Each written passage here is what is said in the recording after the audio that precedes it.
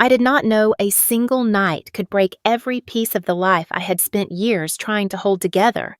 I thought I had already seen the worst life could offer, but that night proved me wrong in ways I was not ready for. It began in the back hallway of the diner where I worked, the kind of place that smelled like burnt coffee and old fryer oil, where tips paid for diapers and cheap motel rooms. I had stayed late to clean up, hoping the manager would let me take home the leftover soup for Ellie. Instead, I heard him yelling at Lucy, the youngest server on staff. She was barely 20, terrified, cornered between the storage shelves while he wagged his finger inches from her face. I stepped between them before I even thought about it. I told him to back off, told him she was doing her best.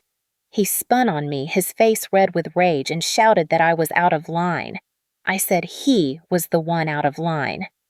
That was the moment he decided I was done. He snatched the apron from my hand and said loudly enough for the cooks to hear that I was fired for insubordination. Just like that. No warning. No last paycheck. No sympathy. The worst part was that Lucy apologized to me as I left like she had caused it. I told her it was not her fault. I walked out into the cold, pulling my thin coat tight around me, praying the wind would not cut through me as sharply as the humiliation had. I hurried back toward the motel where Ellie and I stayed. It was barely a room, but the heater worked most nights, and it was ours. At least I thought it was. When I got there, the front desk clerk was standing outside Ellie and my door with a stack of towels in her arms. She looked startled to see me. "Oh, you are back. The manager said your time was up at 2. We had to clean the room for the next guest." I stared at her stunned.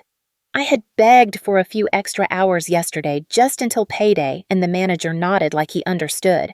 But that was before I lost my job, before everything collapsed at once. I tried to explain, tried to tell her I had a sick child inside, that I just needed one more night, that I would pay tomorrow if I could borrow a few hours today. But she only shook her head and repeated the same sentence in a soft voice that somehow made it worse. "I am sorry. There is nothing I can do." The words echoed in my head long after she closed the door. I did not even have a room left to argue for. When I pushed the door open, 2 housekeepers were already inside, stripping the bed. Ellie sat on the floor beside her tiny backpack, hugging her stuffed rabbit, her cheeks flushed and eyes glassy. "Mommy, I do not feel good." I lifted her into my arms, feeling the heat in her skin, the weakness in her limbs. Fever again, and worse this time. I begged the manager for one night, 1 hour, 1 corner. He looked me straight in the eye and said I was trespassing now. I walked out into the freezing wind with my daughter wrapped against my chest, the world suddenly louder and sharper than before. I headed for the nearest shelter, one I had used twice before. The guard opened the door only enough to see me. "Full." "Try again tomorrow." "My daughter is sick," I said, even though my voice barely worked by then. "Everyone here is sick," he replied and closed the door.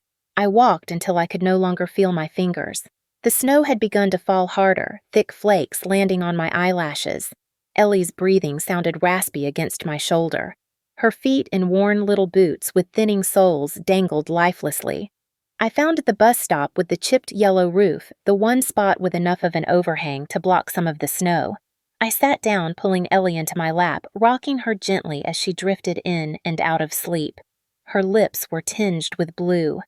I pressed my cheek to her forehead, whispering prayers I had not spoken in years. Please, not tonight. Not her. The street lamp flickered, making the world brighten and dim every few seconds. Each time it lit up, I saw more snow collecting around us. I tightened my arms around her, my body shaking harder than hers. Then I heard footsteps crunching through the snow. I looked up, and there he was. A tall man, dark coat boots dusted with frost, his breath forming pale clouds. He stopped when he saw us. His eyes moved from me to Ellie, and something shifted in his expression. He crouched slowly, not too close, not reaching just enough to meet my eye level. His voice was calm, steady, impossibly gentle. "Come with me." For a moment, I could not breathe. I did not know if he was danger or safety. I only knew that Ellie's breathing was getting weaker and the night was getting colder, and every choice I had left felt like a trap. I did not move at first. I held Ellie tighter, my breath trembling in the frozen air as the man waited, not approaching, not insisting, just standing there in the glow of the flickering street lamp. Everything about him looked out of place in a night like this. His coat was tailored heavy wool, the kind only people with real money wore. His shoes were polished even under the snow. His posture calm, controlled, not like someone wandering the streets at midnight. I had seen men like him at the diner, rich, cold, untouchable. Men who could ruin someone's life with one sentence and never think about it again. That was why every instinct in my body screamed at me not to trust him. Stranger danger was something every mother knew by heart. And yet Ellie's breathing rattled faintly against my chest, a reminder that I was running out of choices faster than the snow was falling. The man must have sensed my panic because he slowly raised his hands where I could see them. Fingers, open palms facing me like he wanted me to know he was not a threat. His voice stayed gentle. I am not here to hurt you or your daughter. You look like you both need warmth. That was an understatement. My coat might as well have been made of paper, and Ellie was shivering through her thin pajamas beneath the too small jacket she had outgrown months ago. I adjusted her on my lap, trying to block the wind with my body. The man watched carefully, almost studying us, and then he did something that caught me completely off guard. He took off his coat, not to hand it to me, not to drape it over my shoulders, but to place it on the ground between us, folded neatly like an offering. He stepped back a full pace before speaking again. You can take it. For her. Just for tonight. No strings. He emphasized the last two words as if he understood exactly what kind of fear was battling inside me. The cold tore at my skin, making my eyes sting, but nothing cut deeper than the shame that rose in my throat. I hated that I could not protect my own child from a night like this. I hated that a stranger, not me, was the one offering her warmth. I looked down at Ellie. Her eyelashes fluttered. Mama, she whispered the word barely audible. I am cold. My chest tightened painfully. I reached out with trembling fingers, pulled the coat toward us, and wrapped it around her small body. The wool swallowed her whole like a giant blanket. She sighed softly, the kind of sound children make when they feel safe, and I felt tears burn behind my eyes. The man exhaled relieved, like he had been holding his breath the entire time. My name is Jacob, he said. Nothing else. No last name, no questions, no hovering.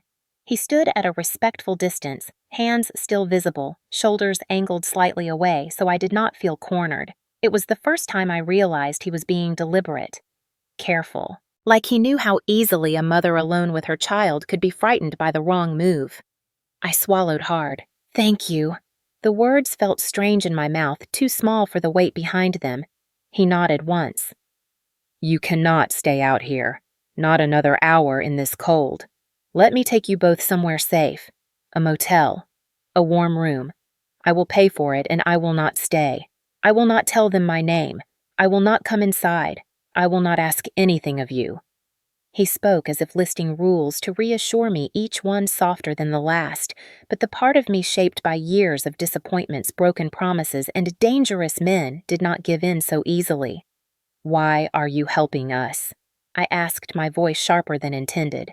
People do not do things for free. Not anymore. Not in this world. Something flickered in his expression for the first time. Not anger, not defensiveness, sadness. Because I can, he answered, and because she should not suffer like this. I saw him glance at Ellie wrapped in his coat, her tiny hand curled around my collar. Whatever was haunting him sat heavy in his eyes, but he did not explain it, and I did not ask. The wind howled down the street, scattering snow across the pavement. Ellie shivered again, and my hesitation shattered. I stood slowly adjusting her weight in my arms. If you try anything, I will scream, I said. His reply was quiet. Good. That means you are protecting her. He walked several steps ahead, making sure I could follow without feeling chased, and led us to a dark sedan parked at the curb. He opened the back door, but did not get closer than an arm's length. You can sit with her in the back. I will not look. I will not talk unless you speak first. Every boundary I needed he set before I even asked. I climbed inside, keeping Ellie wrapped in his coat. The heater blasted warm air within seconds, and the sudden change made my eyes sting all over again. When he started driving, he did not look at me through the mirror. He kept his eyes on the road, hands steady on the wheel. After a few minutes, Ellie whispered weakly, "Mama, he is warm like cocoa."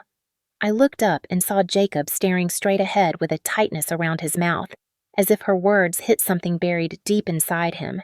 We reached a small budget motel on the edge of town. He got out, told me to stay in the car where it was warm, and headed to the office. I watched him through the window as he spoke to the clerk. He gestured with one hand, then slid a card across the counter. The clerk nodded. A minute later, he came back with a key card. "Room 14. Heat works well. No cameras facing your door. The clerk will not mention my name." He handed the card into the back seat without leaning in. I took it. Ellie lifted her head, blinking at him. "Will you come back tomorrow?" Jacob's breath caught. "Only if your mother wants that." I did not answer. I was not ready. But as I carried my daughter toward room 14, wrapped in the coat of a stranger, I realized one truth I could not ignore. Sometimes the kindness you fear most is the very thing keeping you alive.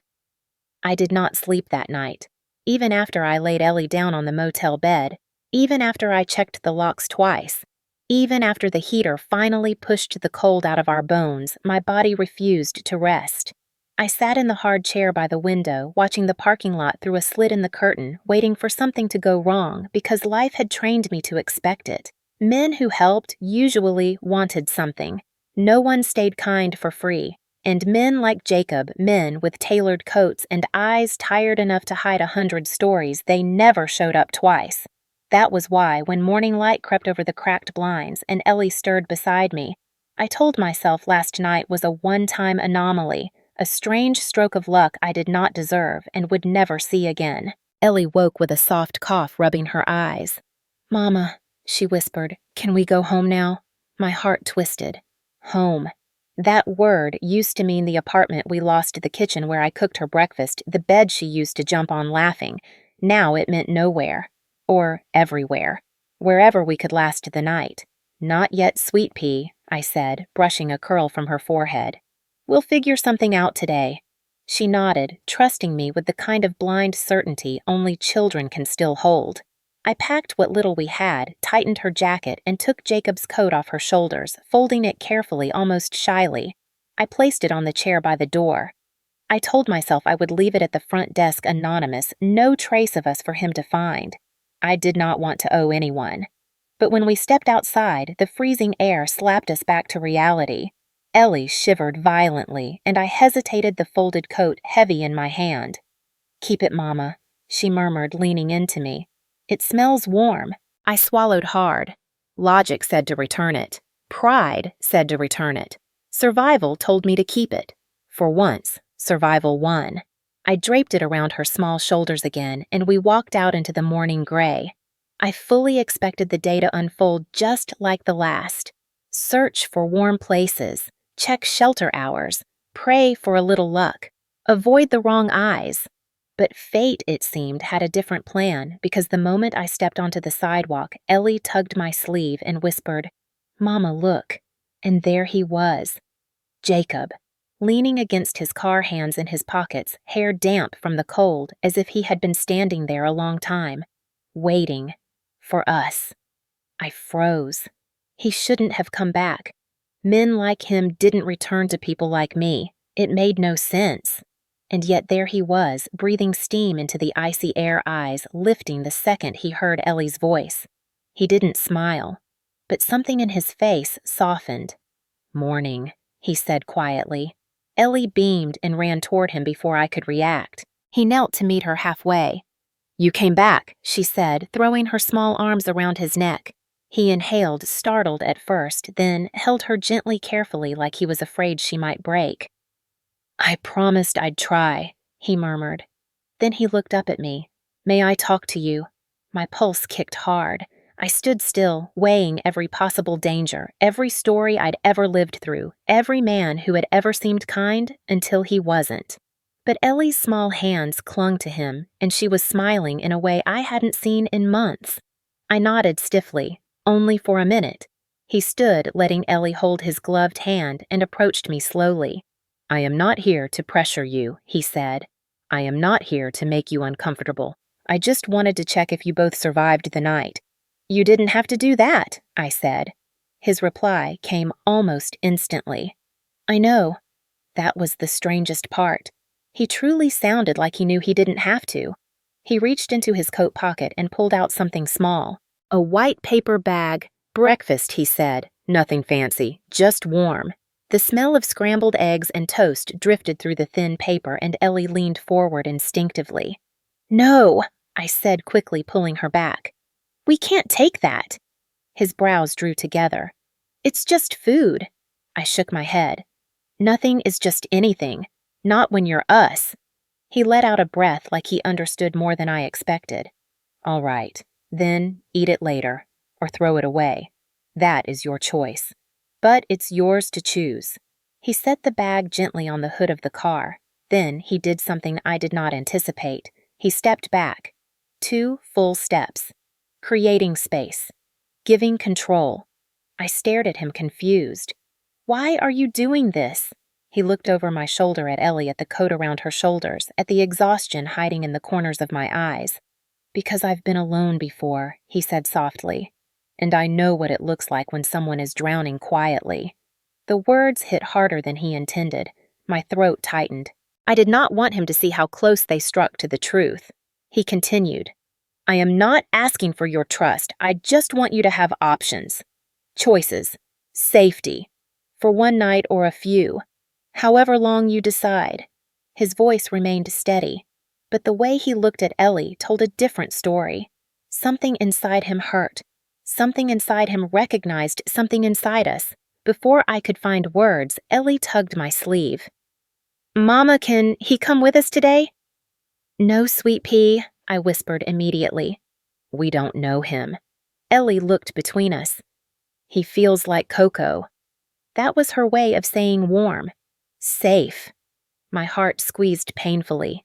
Jacob cleared his throat, his voice low. I can drive you where you need to go. Anywhere. Shelter. Soup kitchen. Hospital. If you prefer, I can drop you and leave immediately. No pressure. That phrase again. No pressure. It made me want to trust him and run from him at the same time. I weighed my options. My feet were numb. Ellie needed warmth. And this man, despite everything in me screaming to be careful, had not crossed a single boundary I set. He stood still, waiting for my yes or no. When I finally spoke, my voice was thin and tired. Just a ride, nothing more. He nodded once. Agreed. Ellie grinned. And as we climbed into his car again, warmth wrapping around us like a promise, I felt something I had not felt in a very long time. Not safety, not trust, but the faintest echo of a truth I did not yet dare to name. Sometimes the people who shouldn't return are the ones who change everything. Jacob drove the way someone does when they're thinking more than they're breathing. His eyes stayed on the road, his hands steady on the wheel, but there was something in his profile, something tight in the jaw, something haunted in the way he blinked too slowly like a man trapped in his own memories. I watched him from the back seat while Ellie hummed softly beside me, wrapped in his coat, her small fingers tracing the stitching on the pocket like she was memorizing it. I still didn't trust him. Not fully, not even halfway. But I noticed things. The heater was turned toward Ellie first, not himself. He never looked at us in the mirror. And when a loud horn blared from a rushing truck beside us, his first instinct wasn't to curse or tense. It was to check if Ellie was startled. She wasn't. She giggled at the sound like it was part of a game. But his reaction didn't escape me, nor did the strange flicker of pain that crossed his face afterward. I cleared my throat softly. You don't have to keep turning the heat up, I said, more to break the silence than anything. I'm fine. You're shivering, he said quietly. I stiffened. I hadn't even noticed. Ellie pointed ahead and announced proudly, Mama's always cold, even in summer. Jacob gave a small exhale, almost a laugh, but not quite. Then we'll keep it warm, he murmured. His voice carried something unfamiliar, something careful, something earned.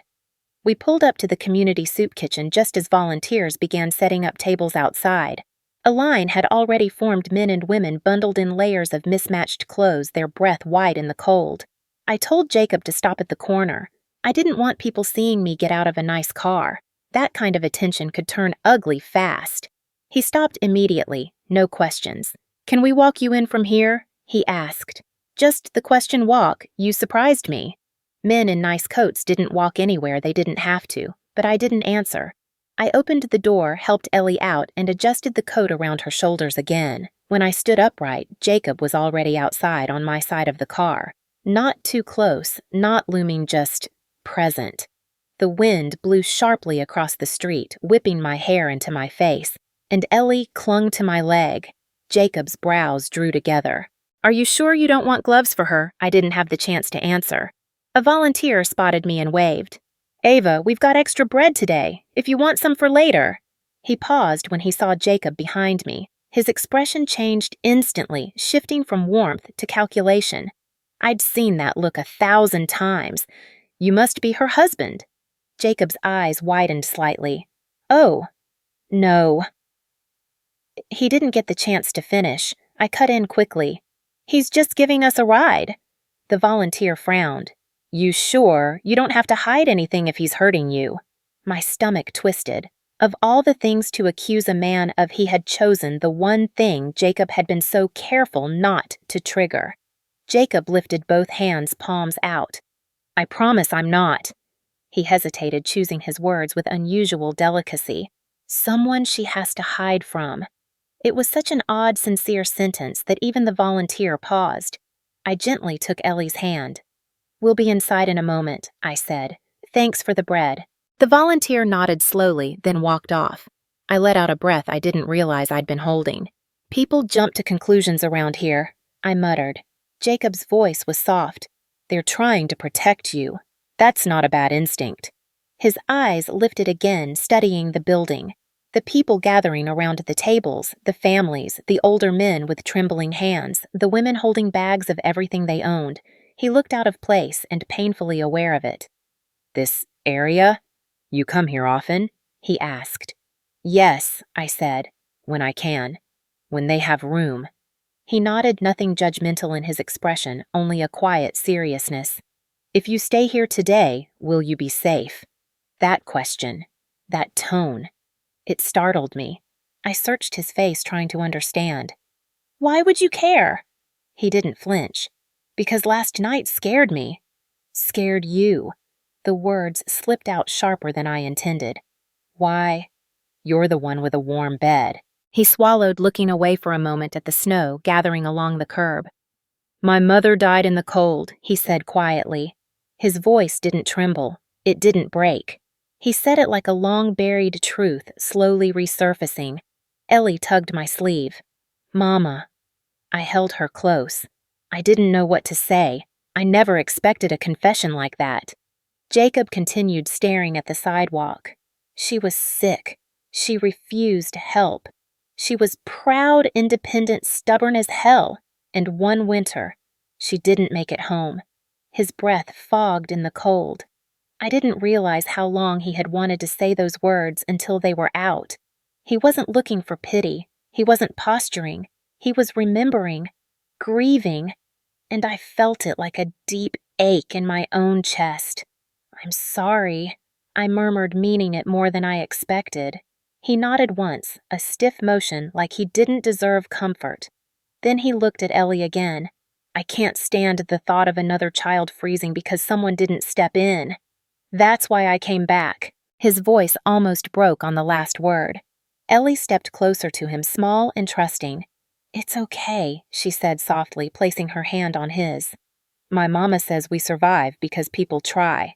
I froze. Jacob stared at her. Something raw flickered across his face. "Thank you," he whispered. His voice cracked this time. I had to look away.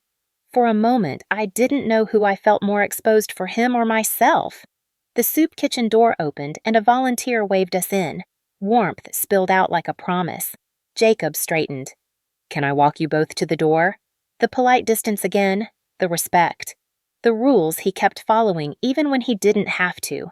I nodded before I could overthink it. He walked beside us, steady and quiet, taking care not to step too close.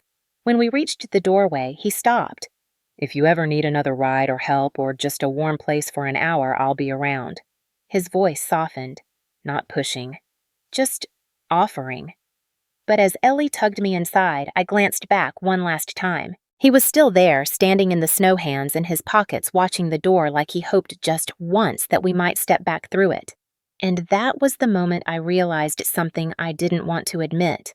Last night changed him, but this morning, it changed me too. I spent most of that morning chopping vegetables in the back of the soup kitchen, trying to pretend my hands weren't trembling. I told myself it was the cold, or exhaustion, or stress.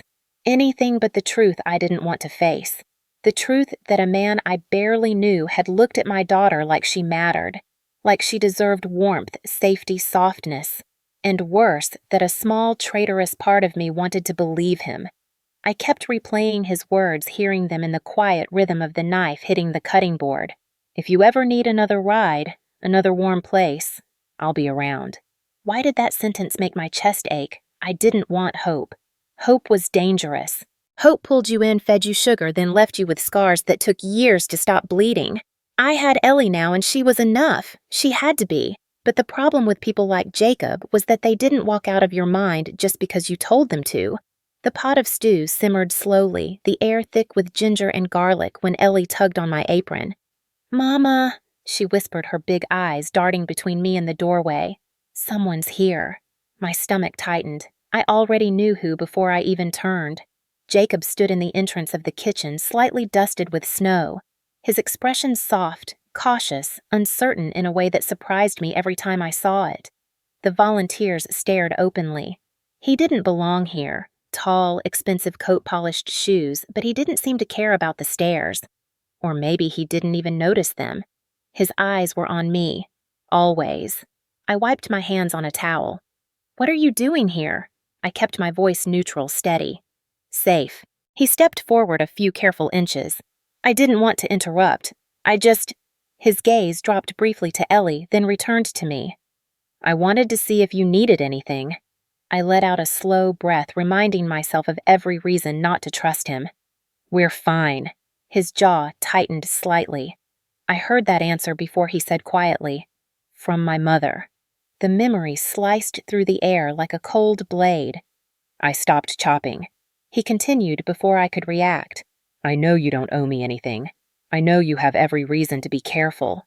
But I came here because there's one more thing I should have said last night." I raised an eyebrow. "And what's that?" He inhaled deeply, steadying himself like he was preparing for something important. "You don't have to keep surviving alone." The kitchen went silent. One of the older volunteers paused mid-stir, pretending not to eavesdrop. Ellie watched him like he'd just handed her a magic trick. I kept my voice even guarded. "Surviving alone is what I'm good at, Jacob." "I know." His voice softened. "But that doesn't mean you should have to." Before I could form a reply, he gently set something on the counter, a folded piece of paper, crisp and clean, the kind that looked like it belonged in an office 50 floors above the ground. My stomach twisted. "What is that?" He hesitated, then spoke slowly. "I found something. A job listing." He tapped the paper with 2 fingers. "For a line cook at a small family-run place near Midtown. They need someone full-time. Morning shifts. Decent pay. Benefits. Flexible hours so you can take care of Ellie." My breath caught. I hadn't worked in a real kitchen in years. Not one with actual equipment. Not one where I could feel like I was building something again instead of scraping by. My hands shook slightly as I reached for the paper. But his hadn't stopped. "There's more," he added. I froze. Of course there was more.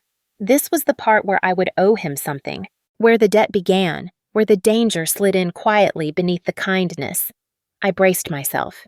He exhaled the breath, uneasy.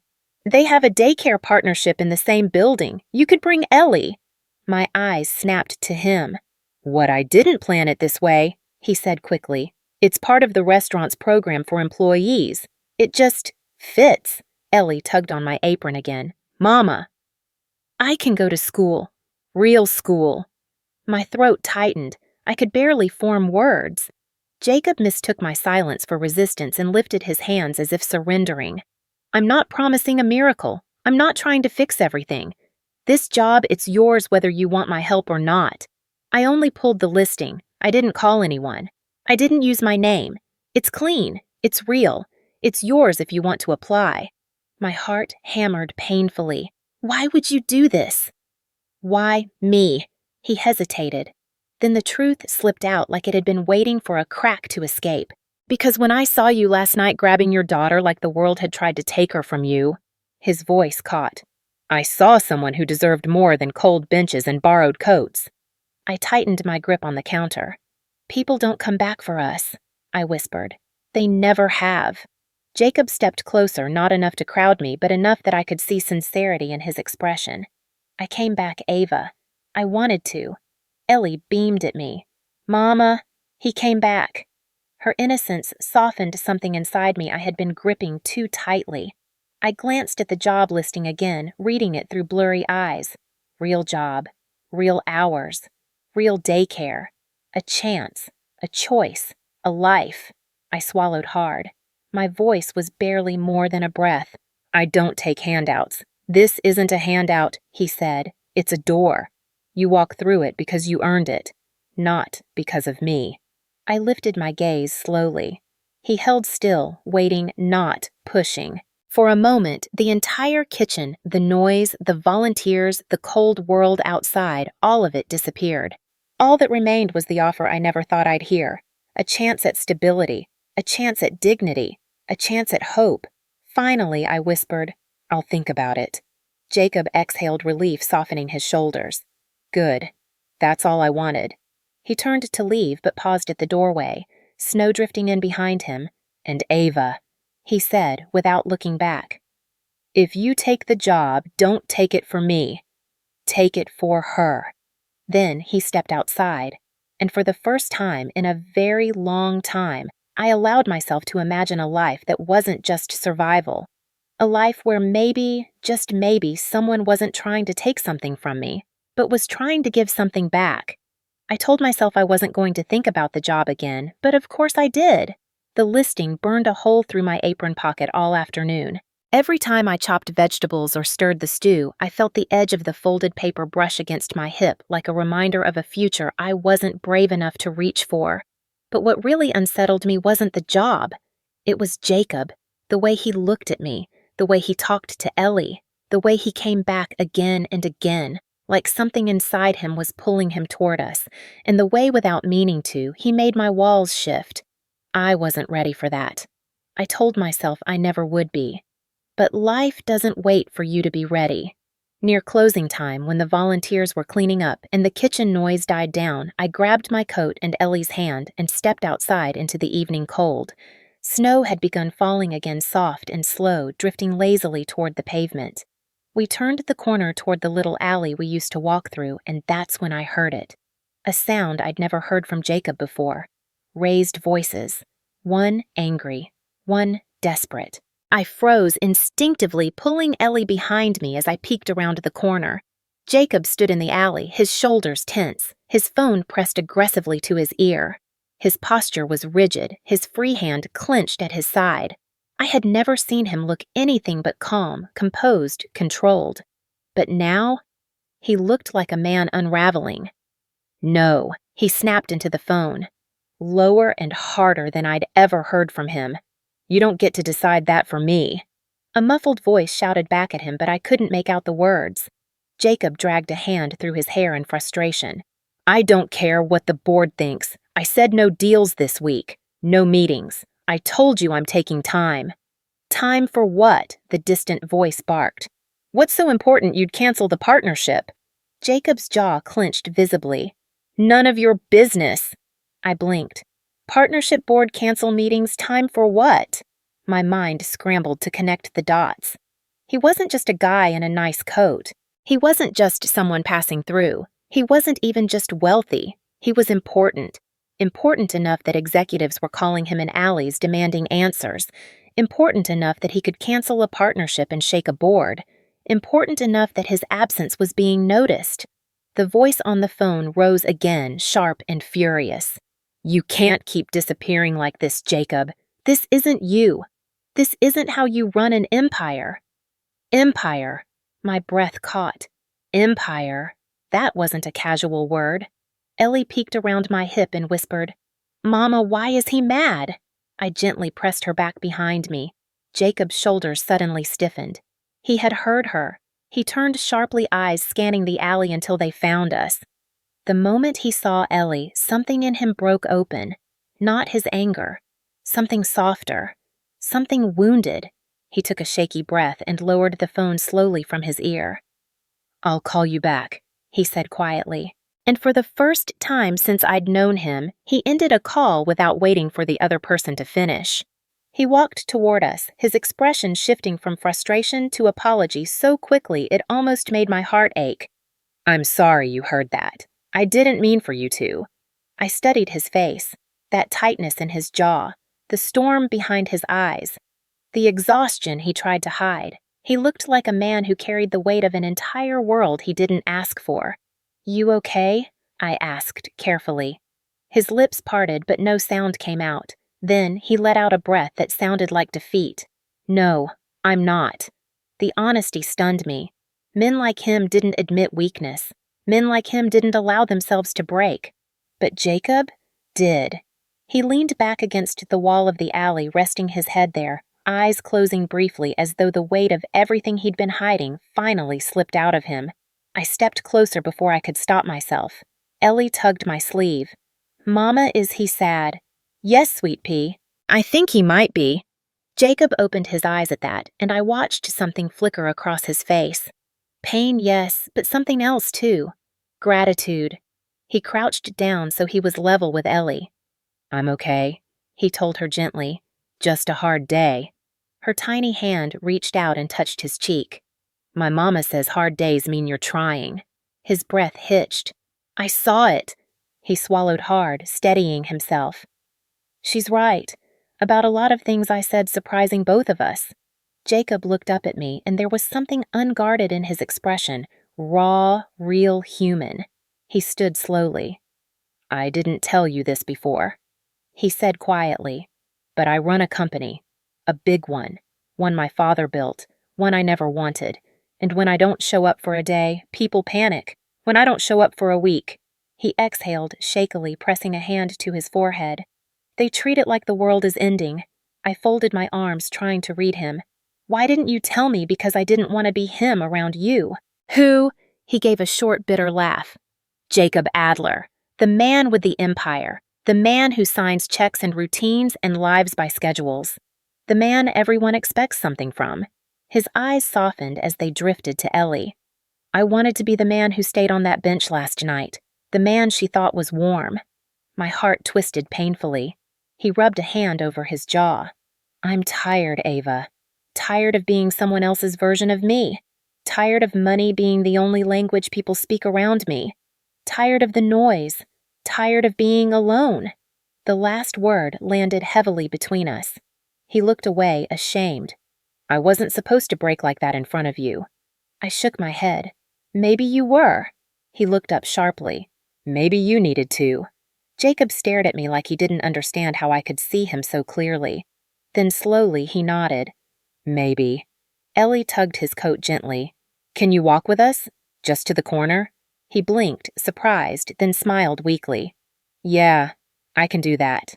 And so we walked, the three of us, through a quiet alley dusted in snow, the cold air swirling around us like a fragile secret.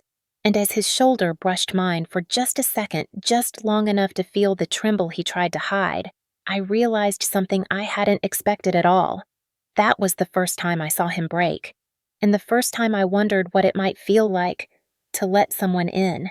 I should have known that walking with him that night would change everything, but I didn't. I thought it was just a moment, a fragile pause in both our lives where honesty leaked through the cracks. I didn't expect his world to follow him. I didn't expect it to find me, or collide with me so hard it nearly knocked me off my feet. The morning after I saw him break in that alley, I woke up early, long before Ellie stirred. My daughter slept curled against my side, her small hand gripping my shirt, as though she feared I'd slip away in the night. I watched her breathe for a moment, her chest rising and falling with the softest rhythm, and I reminded myself of the one rule I lived by: protect her at all costs. Whatever happened with Jacob, whatever kindness or confusion lingered after last night, I needed boundaries. I needed control. His world was too big, too dangerous for someone like us. At least, that's what I told myself as I folded laundry and tidied the room and tried not to think of the way his voice cracked when he said he was tired of being alone. I tried not to think of how his hand almost brushed mine on that walk home. I tried not to think of how his eyes softened when he looked at Ellie. But thoughts have a mind of their own. By the time I arrived at the kitchen, I had nearly convinced myself that the moment we shared was a one-time thing, a glitch, something he would forget once the board dragged him back into whatever glass tower world he came from. I was wrong, very wrong. I stepped through the back door of the soup kitchen and froze. There were people inside, not the volunteers, not the regulars waiting for meals. Strangers, men in suits, 4 of them. They stood stiffly near the entrance, scanning the room like they expected danger to leap from behind a stack of canned goods. Their eyes landed on me instantly. One of them stepped forward. Miss Carter. My spine stiffened. Yes. Before I could ask anything else, he reached into his coat and flashed a badge. Private security. The Adler Group. My stomach dropped. Adler. Jacob. I stepped back without meaning to, my fingers tightening around the strap of my tote bag. Is something wrong? The man shook his head, his expression professional and unreadable. No, ma'am. We're here for your safety. My safety. I glanced around looking for answers. That's when I noticed the main door at the front of the building opening. And there he was. Jacob. He stepped inside with a confidence he didn't have last night. He looked composed again, polished the version of himself he tried to hide from me. His navy coat hung perfectly on his broad shoulders. His hair was swept back neatly. His posture was straight controlled. But his eyes found mine immediately, and I saw it. Relief. He crossed the room, quickly ignoring the eyes watching him from every corner. I didn't call them, he said quickly, gesturing toward the security team. They insisted after yesterday. It's protocol when I disappear for too long. Disappear. He said it like he knew how it sounded, like he knew it made him seem ridiculous. Or worse, dangerous. The head guard stepped forward. Sir, we recommend limiting exposure in areas without controlled perimeter access. Jacob's jaw clenched. Exposure. He repeated, his voice tight. She's a person, Liam, not a location. Not a risk. Exposure? I whispered, stunned. The guard didn't even flinch. Sir, the board is concerned. You've deviated from schedule 3 days in a row. You're missing calls. You're not at headquarters. Investors are asking questions. Rumors are circulating. Jacob cut him off. Rumors about what? The man hesitated. About your state of mind. About your involvement with a woman and a child at a bus stop. My breath caught. Ellie. Me. A woman and a child. I felt heat rush to my face. This wasn't just his world stepping into mine. This was it, crashing down like a falling tower.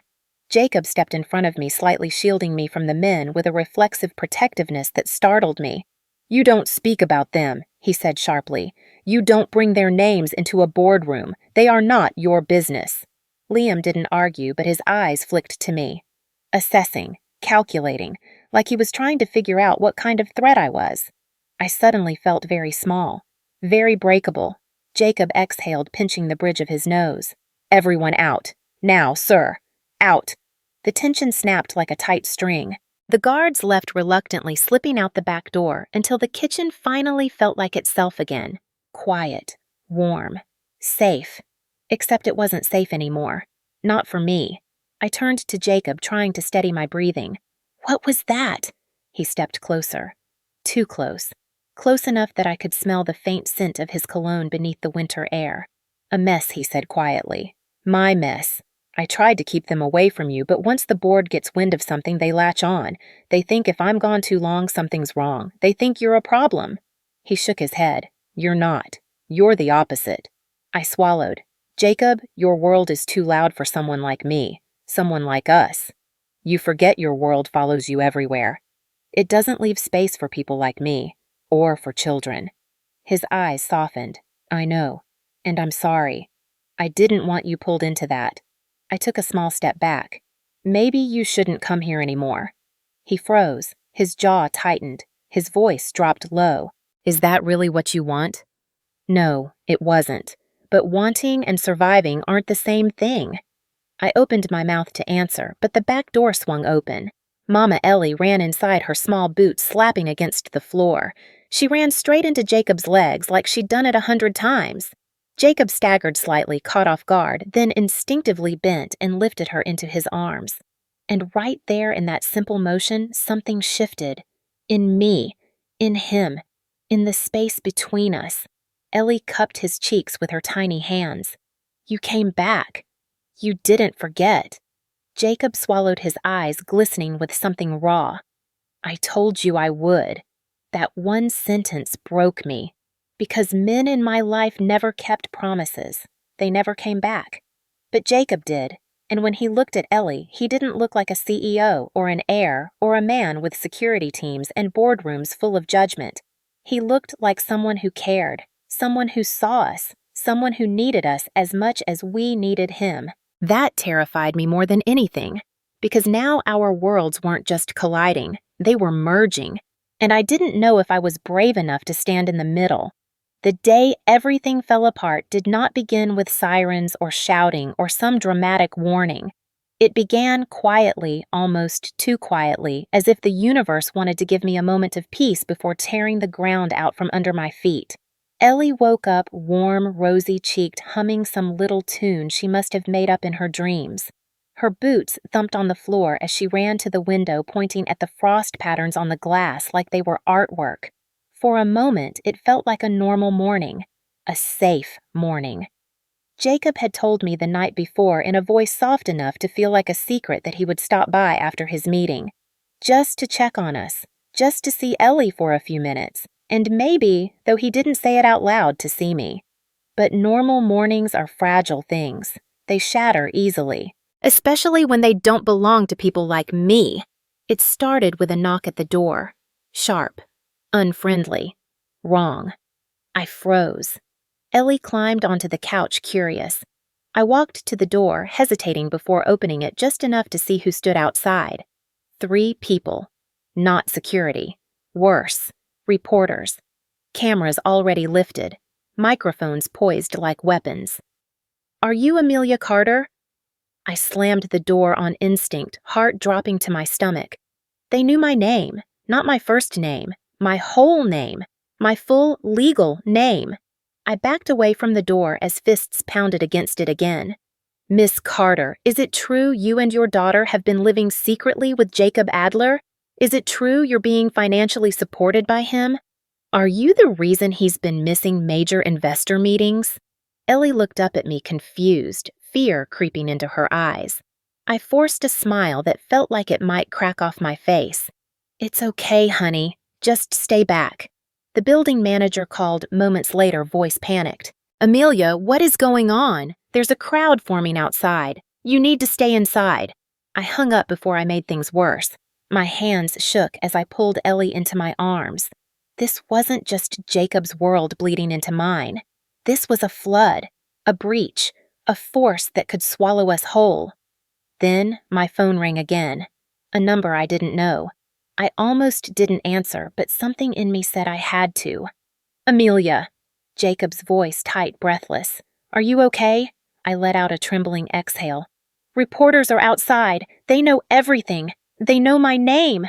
My fist clenched around the phone. Did you tell someone? No, he said quickly. I swear on my life. But the board must have leaked something.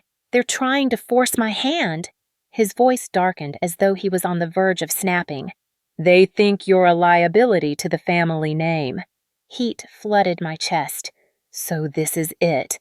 This is what happens when someone like me crosses into your world. Amelia, listen to me. I'm coming right now. Don't open the door. Don't talk to anyone. I hung up before he finished, not because I was angry, because I was terrified. When I finally peeked through the blinds, I saw a small crowd outside. Cameras, tripods, a van with a network logo on it.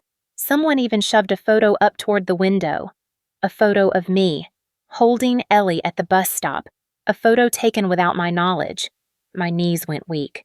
They had followed us. They had watched us. They had been documenting every moment like we were some scandal waiting to be exposed. Ellie tugged at my shirt. "Mommy, why are they here?" My throat tightened.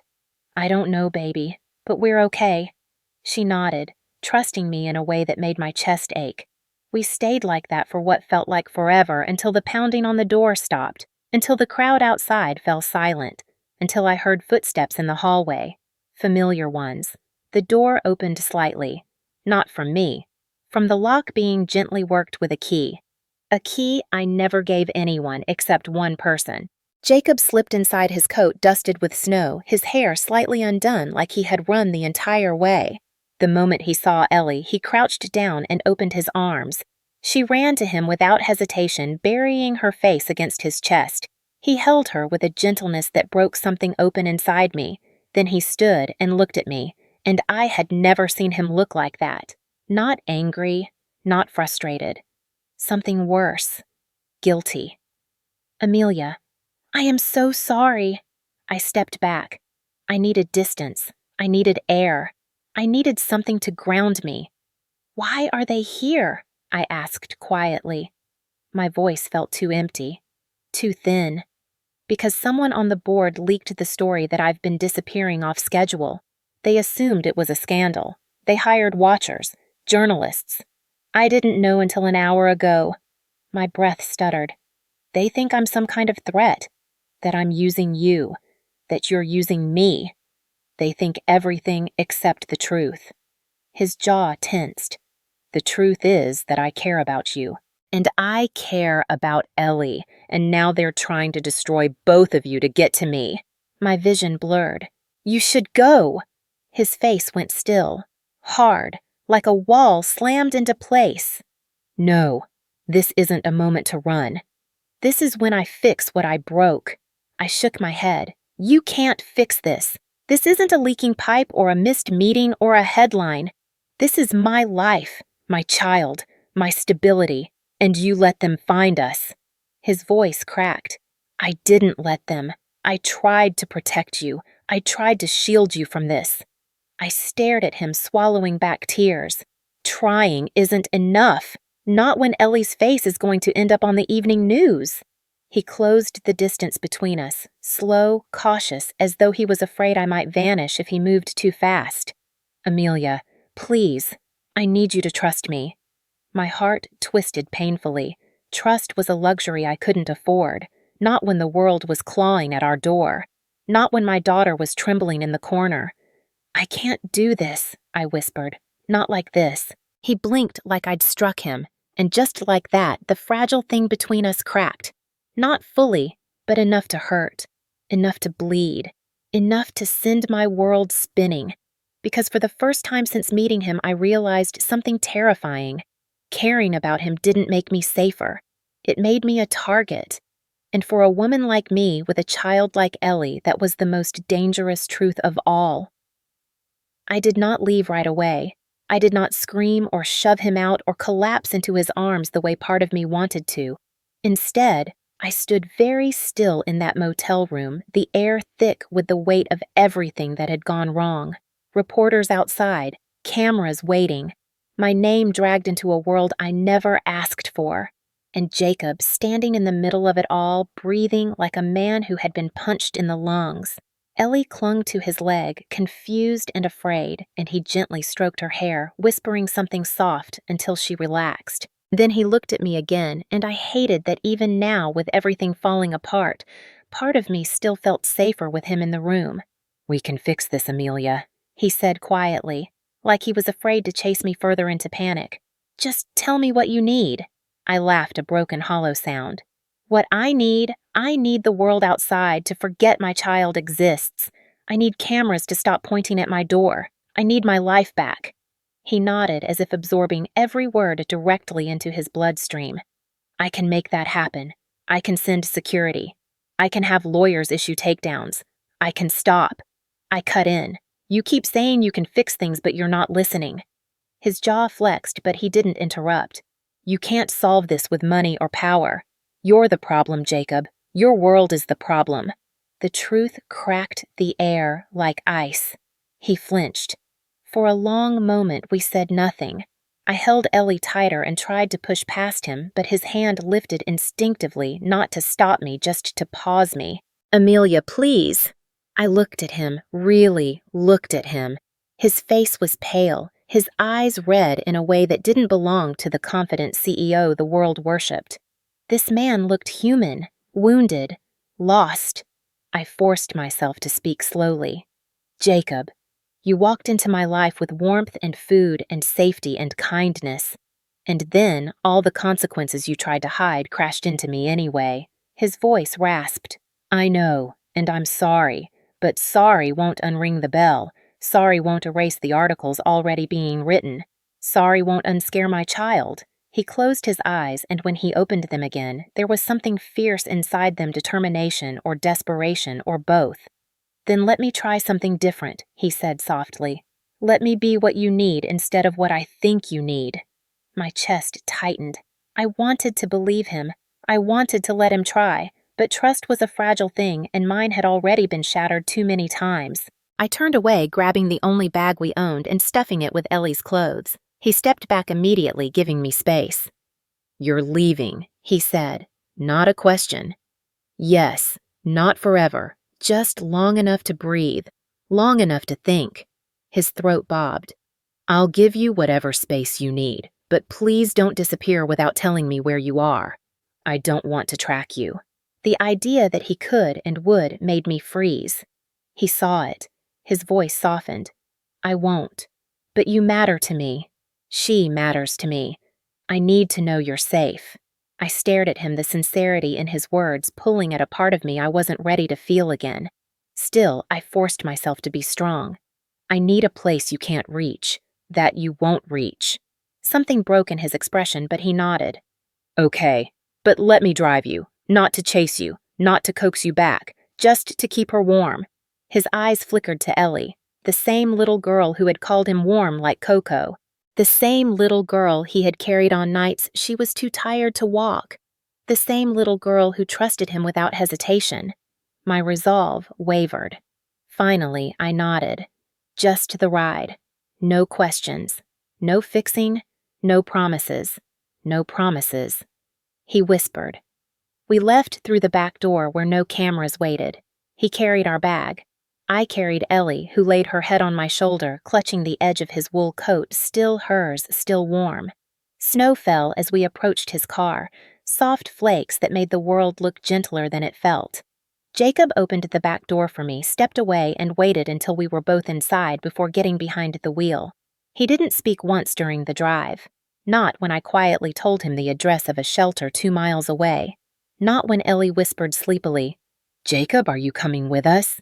Not when my voice cracked answering for him. Not tonight, sweet girl. I watched his fingers tighten around the steering wheel. Watched the way he blinked slowly like he was holding back something heavy. When we arrived, he parked beneath a broken street lamp. The building looked old gray and tired, but safe. Familiar in the way hardship is familiar. I unbuckled Ellie slowly. Jacob stepped out first and opened my door again, keeping his hands visible like he had the first night we met, as though he wanted to show me that every choice was mine. I stepped out Ellie in my arms, and suddenly he looked smaller, less invincible. His breath came out in a white cloud as he spoke. I know you don't owe me anything, but can I see her tomorrow? I swallowed hard. I don't know. He nodded, accepting the blow without flinching. Then he reached into his pocket, pulled out something small and silver, and held it out. It was a burner phone, clean, untraceable. He placed it on the ground between us. I won't call you unless you call me first. His voice wavered for the first time since I'd known him. I just want you both safe. I stared at the phone, then at him. He wasn't pushing, he wasn't controlling, he wasn't demanding. He was letting me go, and somehow that hurt worse than anything else that had happened that day. I turned and walked toward the shelter entrance, snow crunching under my boots. I didn't look back, but I heard him. One soft, broken whisper carried on the cold air. "Come back to me when you're ready." Inside the shelter, the warmth hit my face and tears finally fell. Maybe from fear. Maybe from exhaustion. Maybe from the way that one sentence cracked open something in me I had been trying so hard to keep closed. Maybe from the truth I didn't want to name. He stood in my ruins without trying to rebuild them. And that was the first time I ever believed he might really love us. The shelter was louder that night than usual. People shuffled in and out of bunks, metal frames creaked, someone coughed in the corner, and a television murmured low news from the lobby. But all of it felt distant, like I was underwater. Ellie slept curled against me on the thin cot, her small hand gripping my shirt. Every so often she twitched dreaming, but she didn't wake. Exhaustion had claimed her completely. I watched her chest rise and fall, each breath steady and soft. The kind of breathing only a child who trusts the world can still manage. I wished I could borrow just 1 ounce of that trust, but my eyes stayed open, wide, alert, terrified. Every sound in the shelter made me jump a little. Every footstep, every door creak, every raised voice. I kept replaying the faces outside the motel, the flashes, the questions, the way someone had snapped a photo as I shielded Ellie. I kept seeing Jacob's expression when I told him I needed distance. The way he stepped aside, the way he whispered, "Come back to me," like it was a prayer he didn't expect answered. I rubbed my forehead, trying to push away the heaviness building behind my eyes. I was the one who left. I needed to remember that. I chose this. I chose safety. I chose to protect Ellie. But then my mind replayed something else. The way Jacob looked at Ellie when she was scared. The way he wrapped her in his coat. The way she ran to him like he was gravity. Maybe I wasn't just protecting her from the world. Maybe I was protecting myself from him.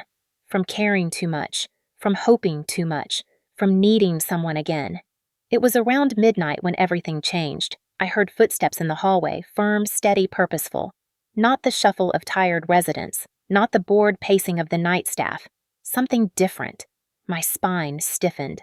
The footsteps stopped outside the shelter director's office. A murmur of voices followed. Then my name, my full name again. Panic clawed up my throat. I sat up, clutching Ellie to my chest. A moment later, the director walked toward our cot, her face pale. "Amelia, there are people here to see you." My stomach dropped. "Who?" I whispered. She hesitated. "The police." My heartbeat thundered so hard I thought I might faint. Not because I had done anything wrong. God, no, but because I had seen enough mothers lose their children to the system for being poor, for being alone, for being unlucky. I held Ellie tighter. "Please, I can explain." The director shook her head quickly. "They said you're not in trouble. They said they're here on behalf of someone." My breath caught. "Jacob!" Before I could argue, 2 officers appeared at the door, their uniforms dusted with snow, their expressions serious but not hostile. One stepped forward. "Ms. Carter." I tightened my grip on Ellie. "Yes, we're sorry to disturb you this late, but something urgent has come to our attention. We need you to come with us." My legs nearly buckled. "I can't leave the shelter. I can't leave her." The officer nodded. "You won't be separated. She comes with you." Relief poured through me so fast I almost cried, but fear followed quickly behind it. "What happened?" The officer exchanged a glance with his partner. "There's been an incident involving someone connected to you." The world went silent. My voice cracked. "Is Jacob hurt?" The fact that I said his name without hesitation stunned me. But the officer didn't look surprised. On the contrary, his face softened. "He's safe, ma'am. But something happened at his building tonight. The boardroom, a break-in, a confrontation. Your name came up in the process." My knees trembled. I didn't understand. Why would my name? The officer lowered his voice. "Because someone tried to use you to hurt him." A cold surge ran through me. Tried how they didn't answer immediately. Instead, they guided me down the hallway out of the shelter into the cold night. Snow drifted across the streetlights like shaken glitter. Ellie stirred in my arms but didn't wake. A patrol car waited at the curb. They opened the back door for us, gently letting me settle with Ellie across my lap. As soon as we were inside, the officer finally explained. Earlier tonight, a member of Mr. Adler's executive board accessed confidential files and released private information, including photos and a surveillance report about you and your daughter. My mouth went dry. They wanted to portray you as a threat or a weakness to push him out of his position. My head spun. Someone used us to hurt him, used my child, exposed her face, turned our lives into weapons. Anger burned deep beneath my ribs, hotter than fear. Did Jacob know? I whispered. Yes, ma'am. He called us. He insisted we bring you to him immediately. For safety reasons. Safety. The word hit differently now, not as a vague fear, as something real, something dangerous. We drove through the quiet, snow-covered streets until the city lights sharpened into tall glass buildings. The patrol car pulled up to a private entrance in the back of Jacob's corporate tower. 2 security guards rushed to open the door. The elevator ride to the top floor felt endless. When the doors opened, Jacob was there, waiting, not in a suit, not in control, not composed. He wore a simple sweater, sleeves pushed up, hair a mess, like he had been running his hands through it for hours. The moment he saw me, every tight line in his face broke. He exhaled like he'd been drowning. Amelia. He took 1 step toward me, then stopped, unsure if he was allowed. I swallowed hard. They said someone tried to use us to hurt you. His jaw tightened. Yes. And they almost succeeded. He approached slowly, lowering his voice. But I swear to you, I'm going to make sure they never get near you again. I looked at him, at the exhaustion in his eyes, at the fear he wasn't bothering to hide. Jacob wasn't worried for himself. He had been terrified for us. For Ellie. For me. Without thinking, I whispered, Are you hurt? His eyes softened instantly. No. Not now. Not anymore. Then something shifted in his expression, a kind of quiet breaking. I am so sorry you're in the middle of this. I never wanted. I cut him off. Jacob. I know. And for the first time, I did. Really did. He stepped closer, and when his hand gently touched Ellie's back, checking she was still asleep, something inside me opened like a door I could no longer hold shut. The truth had come for us tonight. But it didn't break us apart. It showed me who he was and who he wasn't. And as I stood in the quiet top floor of his empire, snow melting at my feet, I felt something impossible. I felt safe. Jacob led us into his private office, a space I had never seen before, though I'd imagined pieces of it in the brief, blurred moments he'd spoken of his world. It was not what I expected. There was no cold steel, no sharp glass edges, no monstrous desk dominating the room like a throne. Instead, it felt strangely warm, soft lighting, stacks of papers scattered, not staged, a jacket tossed across a sofa, a mug with half-dried coffee at the rim, a blanket. Ellie's favorite color, pink, folded neatly in a corner like he'd been waiting for her, or hoping she'd come back. I tightened my grip on her, feeling her warm breath against my shoulder. She stayed asleep, her little fist curled into the fabric of my shirt. Jacob watched her with a look so gentle it tugged at something deep inside my chest, something I had been refusing to acknowledge. He motioned for us to sit. I didn't. Not yet. Not until I understood. What exactly happened tonight? I asked quietly. My voice trembled more than I wanted it to. He took a slow breath, bracing himself. Someone on the board, the one I suspected, tried to force me out. They wanted control. They wanted to weaken me, to embarrass me in front of the investors, and the fastest way to do that was to weaponize something they thought I cared too much about.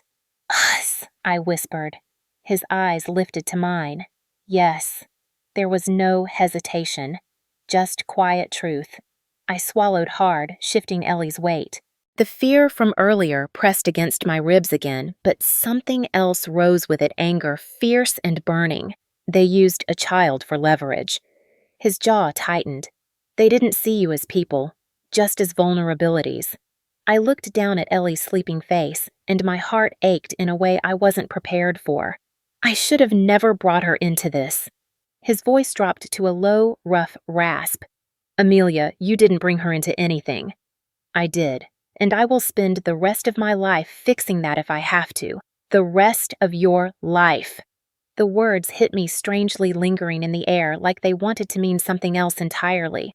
Something bigger, something heavier, something terrifying, and yet comforting.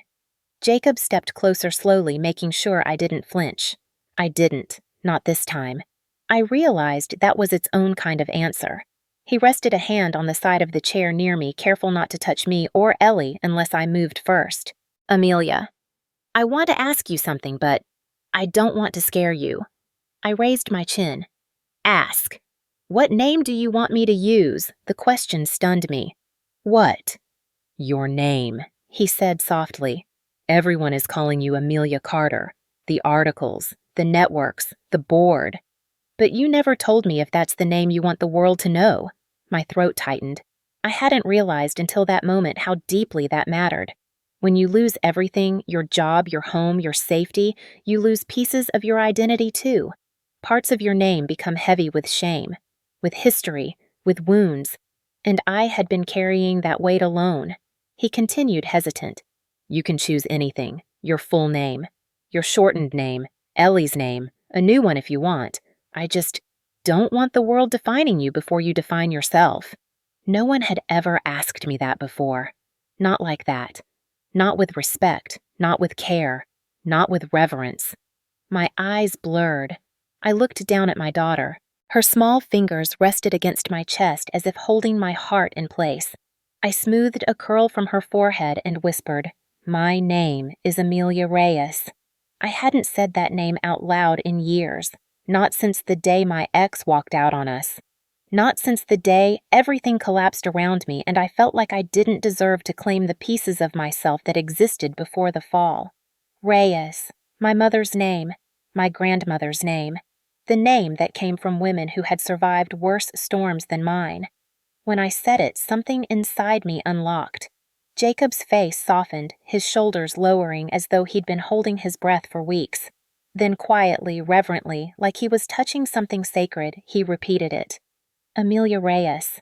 Hearing him say it did something to me I couldn't explain. It felt like being seen. Really seen. For the first time in forever.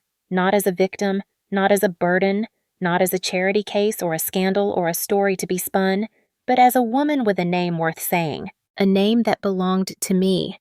A name I had almost forgotten I could claim. His voice stayed low, almost a whisper. Thank you for trusting me with it. My eyes stung. I wasn't sure if I wanted to cry or breathe or run or fall into him. Maybe all of it at once. But Ellie stirred in my arms, her little fingers reaching out. Jacob leaned forward instinctively as if ready to help. Ellie mumbled sleepily, Jacob, you came back. His face folded into something I'd never seen on him before, pure, aching tenderness. I always will, he whispered, and he meant it. Every syllable rang with certainty.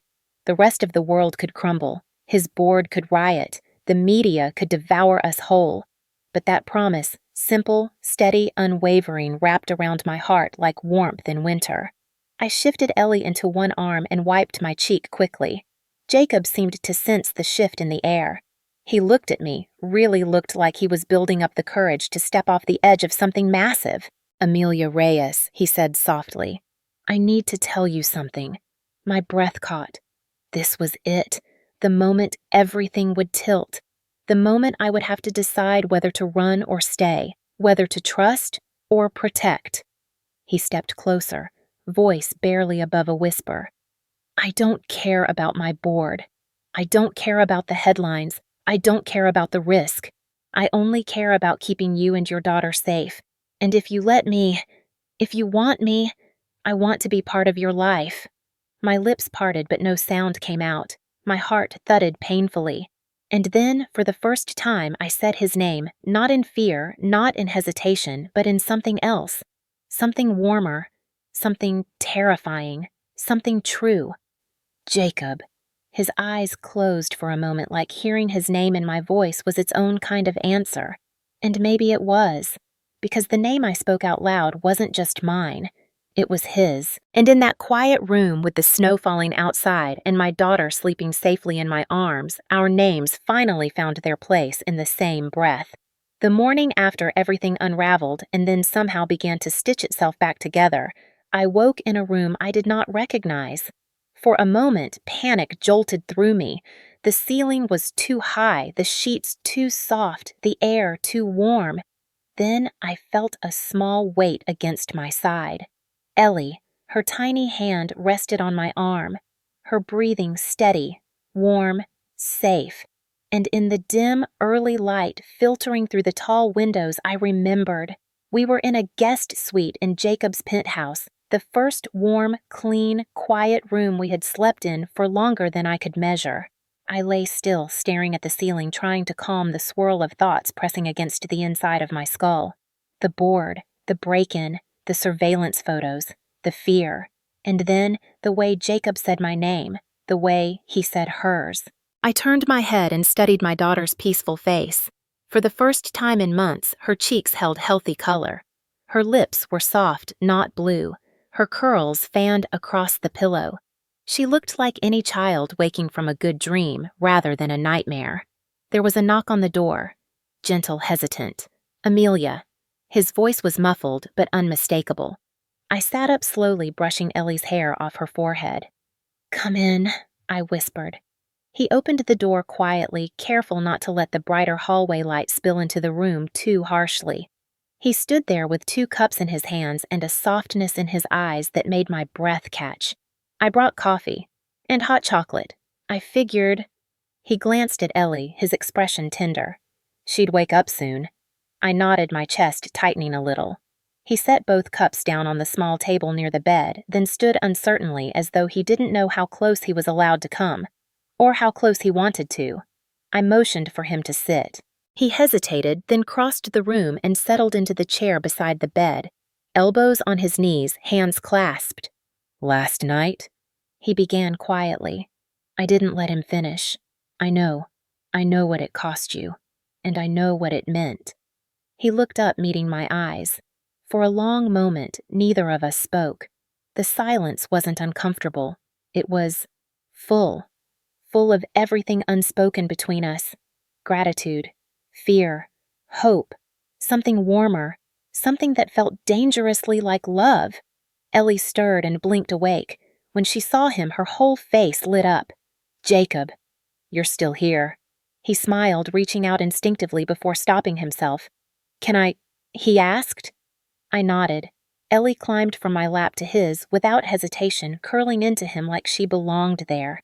He held her with a careful reverence that made something inside me clench painfully. He kissed the top of her head. "Morning, little star," she giggled. "You found us." "Of course I did," he whispered. "I'll always find you." I turned away for a moment, blinking hard. It was too much, too pure, too dangerous, too real. After breakfast, after Ellie ran off to play with the set of wooden toys he had brought out of nowhere, Jacob asked me to step into the adjoining room. He stood by the window, the morning light casting a soft glow across his face. The city stretched behind him, towering and cold, but he looked nothing like the man the world believed him to be. He looked human, breakable, brave. "I need to tell you something," he said. I braced myself. "The board met early this morning. They know what happened. The betrayal, the leak, the attempt to use you." And I whispered. He exhaled. I stepped down as CEO. The world tilted. "What, Jacob, you didn't have to do that." He shook his head. "Yes, I did. They crossed a line. And if I stayed, if I fought, I would drag you and Ellie through months of headlines, hearings, tension. You don't deserve that." I took a shaky breath. "But your career, your company—" "It was never my life, Amelia," he said softly. "Not the real part. Not the part that matters." I stared at him, stunned by the quiet conviction in his voice. Then everything inside me softened. For years, I had carried the weight of being the only one fighting, the only one staying, the only one trying. And here was a man who had built an empire with cold, calculated hands, walking away from all of it to protect a woman and a child who had nothing to offer him except fragile trust. I stepped closer before I realized I was moving. "Jacob, why would you do that for me?" He looked at me like the answer was the simplest thing in the world. "Because I love you." The words hit me like warmth and lightning all at once. My breath caught, my knees weakened, my heart raced, but for the first time it wasn't fear. It was recognition, truth, something I had been running from and denying and hiding under layers of exhaustion and shame. "I love you too," I whispered the words, leaving me before I could stop them. His eyes closed, relief flooding his features. He reached for me slowly, tentatively, as though asking permission with every inch. I stepped into his arms. And when he held me, everything felt like it finally aligned. The fear, the hope, the longing, the wounds, the future. All of it melted into something steady and warm. Ellie peeked from behind the door, grinning. "I knew it," she whispered loudly. "You're my family now." Jacob laughed softly, burying his face in my hair for a moment. Then he knelt, opening his arms to her. She ran into them squealing, and he lifted her easily, pressing a kiss to her temple. "Our family," he said quietly. Months later, the snow melted into spring. The shelter where everything broke had been replaced with something entirely different. Jacob and I built a community program together: cooking classes, job training, childcare help, warm meals, real second chances. Ellie wore a bright apron every evening, handing out mint candies to every person who walked through the doors.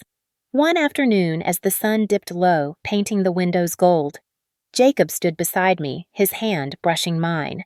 "Ready?" he asked. I smiled, lacing my fingers with his. "Absolutely." We stepped out to greet the crowd forming for the grand opening. A sign hung above the door in bold, warm letters: "The Reyes Center," named after the name I finally claimed, named after the life we finally stepped into, named after the night everything went wrong, and eventually turned to light. The night he found us, the night we found each other, and the night hope chose us anyway. Sometimes a story ends quietly, with soft light and a sense of peace. But if you are still here with me right now, then maybe something inside you was stirred by what you just heard. Maybe it brought back a memory you have not touched in years, or a moment when someone reached for you in the dark, or perhaps it reminded you of the power. We forget too easily the power of kindness, of second chances of people who walk into our lives when everything feels lost.